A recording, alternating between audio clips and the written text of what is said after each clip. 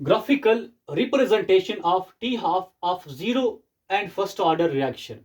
We know T half for zero order reaction, it is R0 divided by 2K. This is half-life equation for zero order reaction. And for first order, T half is equal to 0.693 divided by K. This is for what? This is for first order reaction, and this is for zero order reaction. Now in order to draw graph for this and this, हम पहले समझते हैं straight line equation को y equals to mx plus c. चलो मैं यहाँ पे इसके दो एग्जाम्पल्स लेता हूँ. एक y equals to mx plus c का वैल्यू 1 रखता हूँ. Second equation y equals to mx plus c का वैल्यू इसमें 0 रखता हूँ. मुझे बताइए अब इसका ग्राफ कैसे बनेगा. पहले इसका, ये y है तो y एक्सिस, x है तो x एक्सिस, ये m स्लोप होता है, और ये 1 क्या है, ये c की जगह है, c हमारा क्या है, y इंटरसेप्ट है. y इंटरसेप्ट क्या होता है, ये कोई भी पॉइंट किस पे होगा, y एक्सिस पे. यहाँ पे y का वैल्यू 0, ऊपर जाके 1, फिर 2, फिर 3, तो यहाँ c का वैल्यू क्या 1, तो मतलब यहाँ पे स्टार्ट करना है. और स्लोप कैसा बनेगा, m, साइन क्या पॉजिटिव, मतलब पॉजिटिव स्लोप बनेगा, ऐसा कुछ बनेगा. अब यहाँ पे आते हैं, यहाँ पे भी हम ग्राफ जब बनाते हैं तो ये y एक्सिस, ये x एक्सिस.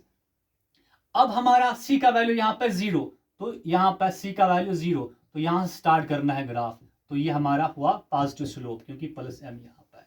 अब मुझे बताओ इसको ये जो हमारा है half life for zero order reaction, इसको हम ऐसे भी लिख सकते हैं 1/2k इंटू R0, क्योंकि इनको मल्टीप्लाई करो यही मिलता है. अब मुझे बताओ इसको हम कंपेयर करते हैं स्ट्रेट लाइन इक्वेशन के साथ. यहाँ टी हाफ y की जगह है, फिर m की जगह क्या है 1/2k, फिर x की जगह क्या है R0, उसके बाद प्लस c होता है. तो यहाँ c का वैल्यू कुछ नहीं है, तो क्या होगा 0. मतलब ये जो है ये क्या है, half life equation for zero order reaction. अब मुझे बताओ इसका ग्राफ ऐसा आएगा या ऐसा. मुझे लगता है ऐसा आएगा, क्योंकि यहाँ पे 0 है.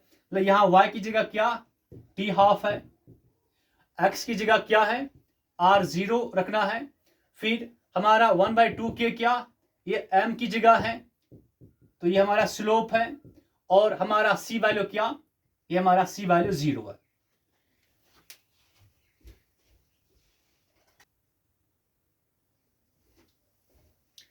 Now next graph for T half किसका, फर्स्ट ऑर्डर रिएक्शन का, इसके बराबर होता है. और टी हाफ ऊपर भी कांस्टेंट, नीचे भी कांस्टेंट, मतलब यहाँ पे हमारा जो वैल्यू आता है कांस्टेंट है. और इसके लिए जो ग्राफ हम बनाएंगे, इस साइड में टी हाफ, और देखिए इसको हम ऐसे भी लिख सकते हैं इस इक्वेशन को, T half equals to 0.693 divide by K into R0 power 0, क्योंकि एनीथिंग पावर 0 क्या होता है 1.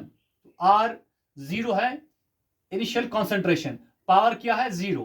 तो यहां पर मुझे बताओ, यहां पर क्या इंटू करके R0 मतलब इनिशियल कॉन्सेंट्रेशन, पर पावर क्या है 0. तो यहां पर हम लिख सकते हैं R0. बेटा ये R0 पावर 0 क्या होता है 1 होता है.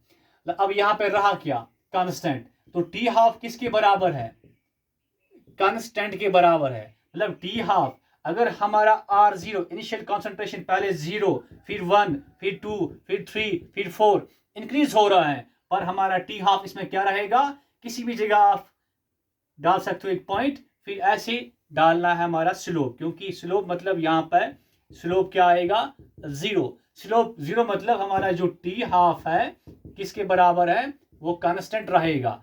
चाहे हमारा R0 1 तब भी हमारा टी हाफ इसके बराबर, R0 2 तभी हमारा टी हाफ इसके बराबर, R0 3 तब भी हमारा टी हाफ इसके बराबर, R0 4 तब भी हमारा टी हाफ इसके बराबर. स्लोप 0 मतलब टी हाफ कांस्टेंट, और वो कांस्टेंट किसके बराबर 0.693 डिवाइड बाय k.